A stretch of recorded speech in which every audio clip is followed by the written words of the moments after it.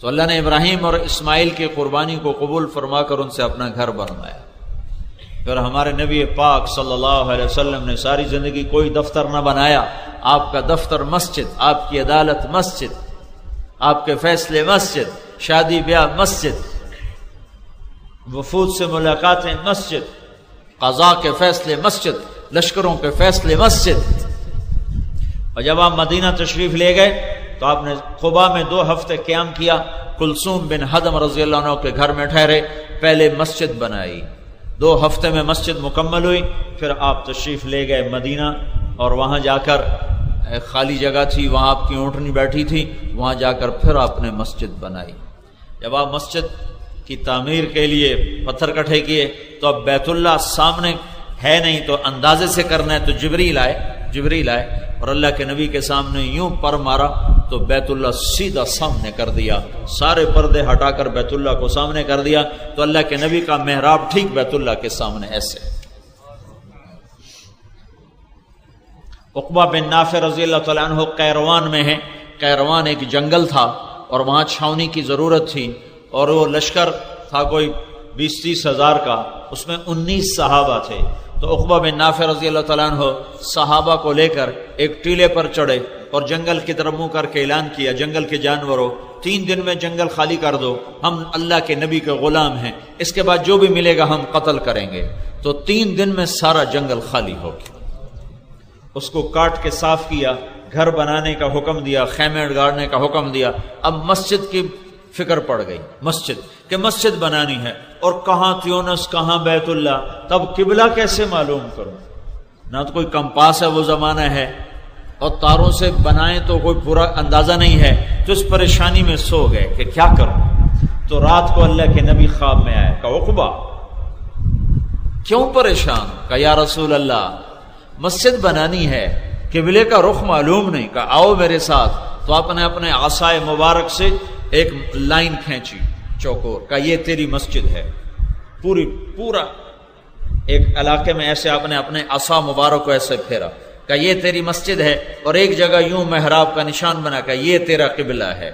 جب آنکھ کھلی تو وہاں کھدائی ہوئی پڑی تھی اور قبلے کا نشان لگا پڑا تھا۔ تو قیروان کی مسجد آج بھی موجود ہے، مسجد عقبہ بن نافع کے نام سے وہ آج بھی موجود ہے۔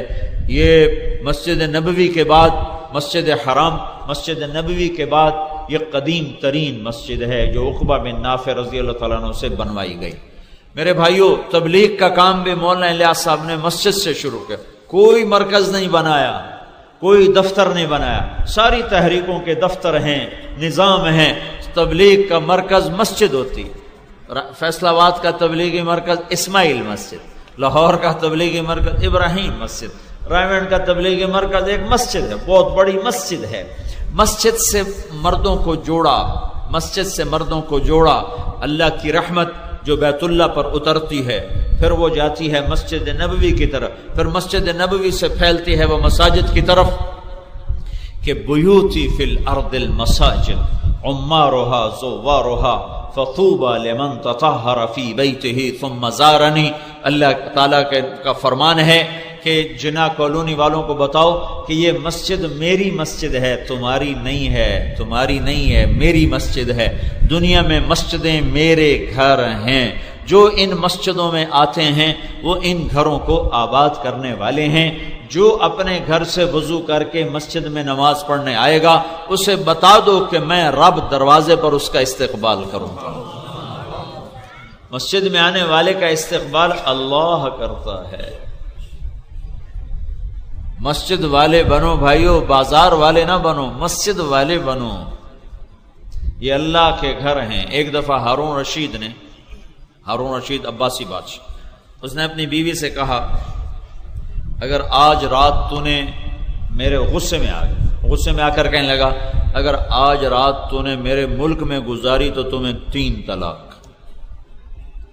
تھوڑی دیر بعد اس کو ہوش آیا کہ یہ میں نے کیا کہہ دیا، کہ اب اگر رات یہ میرے ملک میں گزارے گی تو اس کو تو طلاق پڑ جائے گی، اور طلاق بھی 3 ہیں، اور غصے میں کہہ دیا پشیمان ہے۔ تو اس نے سارے علماء بغداد کے اکٹھے کر لیے، کہا بھئی مجھے اب فتویٰ دو، تو سب نے کہا رات آئے گی طلاق پڑ جائے گی، یا اپنے ملک سے باہر نکالو۔ ملک سے باہر نکالنے کے لیے تیز رفتار سواری گھوڑا ہے، اور ملک اس کا فیصلہ آباد تک پہنچا ہوا ہے، پنجاب اس کی حکومت میں تھا، تو اب کہاں سے ہوائی جہاز لاتا کہ اسے اڑا کے دلی پہنچا دیتا، اور اسے واشنگٹن پہنچا دیتا، لندن پہنچا دیتا۔ اب سر پکڑ کے بیٹھا ہوا ہے کہ اب میں کیا کروں، میں طلاق سے کیسے بچوں؟ تو پھر وہ کہنے لگا امام ابو حنیفہ کا کوئی شاگرد ہے تو اس وقت امام ابو یوسف کی ایسی شہرت نہیں تھی، تو کہنے لگے ہاں جی ایک ہے یعقوب ابو یوسف، وہ ہے کہ اسے بلاؤ۔ تو امام ابو یوسف کو بلایا گیا۔ یہ بڑے غریب تھے، بہت غریب تھے، دھوبی کے بیٹے، علم کا شوق لگ گیا۔ تو یہ ان کی ماں بھیجتی جا بیٹا کام سیکھ کے آ، اور یہ جا کے امام ابو حنیفہ کی مجلس میں علم سیکھتے تھے۔ تو ایک دن وہ جو ماں تھی نا، وہ غصے میں آ کر امام صاحب کی مجلس میں آ گئی اور کہنے لگی تو مالدار آدمی ہے، تجھے تو کوئی فکر ہے نہیں۔ امام ابو حنیفہ بڑے مالدار تھے، صرف یہاں جو چادر رکھتے تھے 5000 درہم کی چادر ہوتی تھی جو کندھے پہ رکھتے تھے، جو آج کے 1.5-2 لاکھ سے برابر ہو جاتے۔ تو وہ کہنے لگے تو مالدار ہے، تینوں تو روٹی گھر بیٹھے لب جاندی، میرے پتر نو کیوں خراب کیتی جانا، کیوں کمائی والا بنن دے شو دن، کیوں یہ تو مگر پہ گئے۔ تو امام ابو حنیفہ نے فرمایا اماں میں تو دیکھ رہا ہوں تیرا بیٹا بادشاہوں کے دسترخوان پر پستے کے تیل میں پکا ہوا فالودہ فیروزے کے ڈونگے میں کھا رہا ہے۔ فیروزہ قیمتی پتھر ہے، فیروزے کا ڈونگا غریب بندے کتنے ویکھنا، مالدار کوئی نہ میں دے، پھر پستے میں پکا ہوا فالودہ۔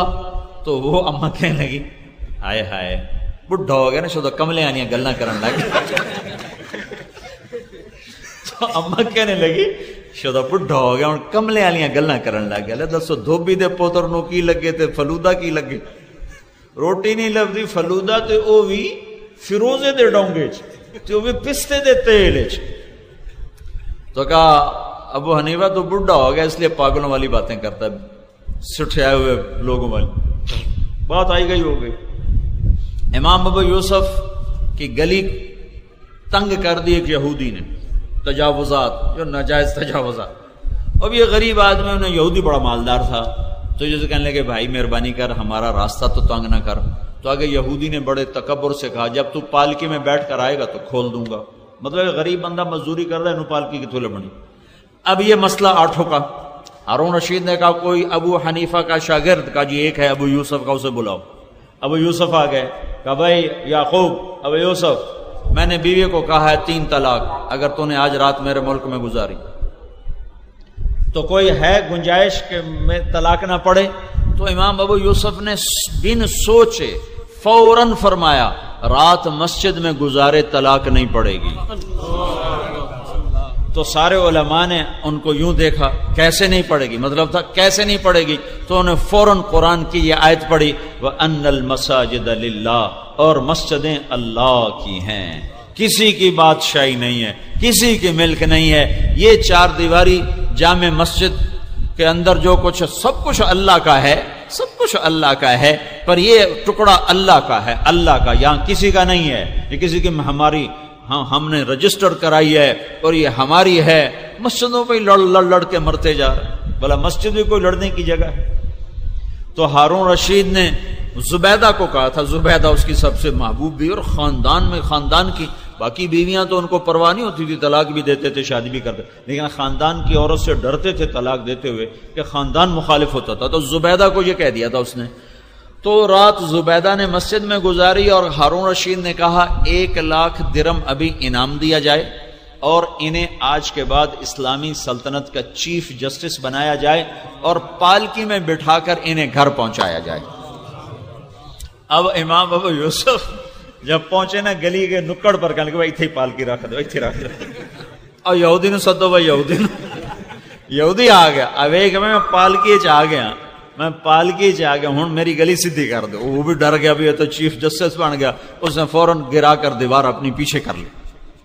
یہ قبضے گروپ شروع سے چلے آ رہے ہیں، کوئی آج کے نہیں ہیں، آج کل کچھ زیادہ ہیں کہ ان کو اللہ یاد نہیں، موت یاد نہیں۔ 1 گٹھ زمین، 1 گٹھ جو 1 فٹ سے بھی کم ہے، ایک بالشت زمین کسی کی دبا لی دکان میں، گھر میں، پلاٹ میں، تو قیامت کے دن 7 زمینوں کو توق بنا کر گلے میں ڈال دیا جائے گا۔ 7 زمینوں کا توق اٹھانے کے لیے پھر اتنی بڑی گردن بنائی جائے گی، اتنا بڑا جثہ بنایا جائے گا۔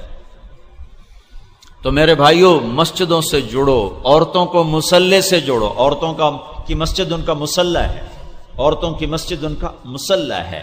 ایک جگہ گھروں میں عبادت کے لیے مخصوص کرو، چاہے بڑا گھر ہے چاہے چھوٹا گھر ہے، اسے عورتوں کی مسجد بناؤ۔ اذان کے ساتھ ہی عورتیں مصلی کو دوڑیں، مسجد کو دوڑو۔ اپنی مسجدوں کو آباد کرو گے، اللہ تعالیٰ تمہارے گھروں کو آباد کرے گا۔ اللہ کو پانے کا راستہ اس کے گھر میں آنا، اس کے گھر میں آؤ۔ جس کے گھر بار بار جاتے اس سے تعلق ہو نہیں جاتا، جس کے گھر کے پھیرے لگاتے رہتے۔ سعید انور کے گھر کے اتنے پھیرے لگائے، وہ کہتا ہے ہی نہیں، آخری انسان ہے نا، پتھر تو نہیں نا۔ تو آخر اس نے ایک نے کہا اچھا بھائی آنے دو، یہ تو جان ہی نہیں چھوڑتے، آنے دو نا۔ وہ ایسے آئے کہ پھر وہ خود ہی اوروں کو لانے والا بن گیا۔ تو جس کے گھر کے پھیرے لگاؤ گے اس سے تعلق بنا لو۔ تو مسجد کی آبادی، اس کی ٹائلیں نہیں ہیں، اس کا چپس نہیں ہے، اس کا قالین نہیں ہے، اس مسجد کی آبادی اس کے نمازی ہیں، کہ سارا محلہ مسجد سے جڑا ہوا ہو۔ تو میرے بھائیوں، یہ عرصہ دراز سے یہ مسجد بھی جھگڑے کی جگہ بنی ہوئی تھی۔ اب یہ محلے کے دوستوں نے ہم پر اعتماد کر کے کہا بھئی آپ اس کا نظام سنبھالیں، ہم نے کیا سنبھالنا ہے، یہ اللہ کا گھر ہے، میرا اللہ کو منظور ہوگا اسے آباد کرنا تو اللہ تعالیٰ خود ہی اس کے لیے افراد بھی پیدا کر دیتا ہے، اسباب بھی پیدا کر دیتا ہے۔ ورنہ میں نے بہت جگہوں پر بڑی عالی شان مسجدیں دیکھیں اور اس میں اذان دینے والا بھی کوئی نہیں۔ کروڑوں روپے کی مالیت کی مسجدیں دنیا جو پھری ہے میں نے، اذان دینے والا کوئی نہیں ہے۔ نماز تو بات کی بات ہے، اذان دینے والا بھی کوئی نہیں ہے۔ تو میں آج اسی غرض سے آیا تھا کہ بھئی اس مسجد کو آپ محلے والے آباد کرو۔ میں 1979 میں چلہ لگا رہا تھا تو میری فیصلہ بات تشکیل ہوئی 10 دن کے لیے، عرب جماعت میرے